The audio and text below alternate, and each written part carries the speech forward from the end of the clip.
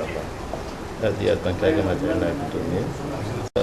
أدبان وسلامي جناح ستة درجة جبلان. سيدو كلو عن سلامي حفيزك ربط جناح سجا JCC شقاليسة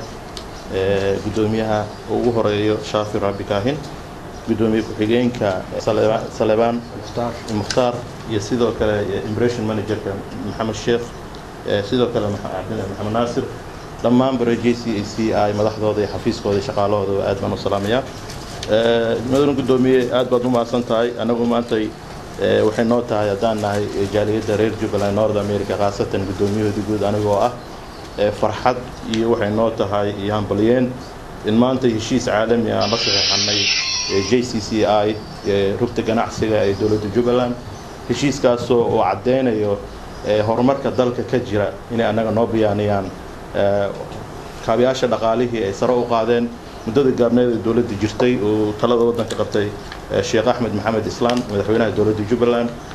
haddii noqoto xagga amniga iyo xagga kaabiyaasha dhaqaalaha baa inay dawladda sare u qaaday heshiiskan wuxuu cadeynayaa jaaliyada Jubbaland inay nasiibkoodii iyo waxay la bixi lahaayeen inuu nolumin $5 anagu ka badan baan suugaynay in la saaro laakiin gudoomiyaha waxa uu maleynayaa aad iyo aad buu maarta reer Jubbaland jaaliyadoodii ugu naxariistay $10 iyo $20 suugeena laakiin $5 waxaan u maleynaa qof kasta reer Jubbaland inuu awoodi karaayo ku nool Canada iyo Mareykan labadaba jaaliyada hoos timaado dad aad u tiro badan baa gudoomiye naga degan anaga North America xafiiska jaaliyadana waa xafiiska kaliya maanta ka furan marka la yiraahdo xafiisyada Soomaalida oo hormuud u ah jaaliyada reer Jubbaland North America dadku reer Jubbaland hadday noqoto dadka waxaysta ay ganacsatada ah xafiisku way ku xiran yihiin waxayna jecel yihiin markastaba inay maalgashi ku sameeyaan dhulkoodii hadday noqoto xagga warshadaha hadday noqoto xagga businesska yar oo businesska hoose intaba hadday noqoto guryaha inay dhulal iibsadaan xagga beeraha qalabka beeraha ay keensadaan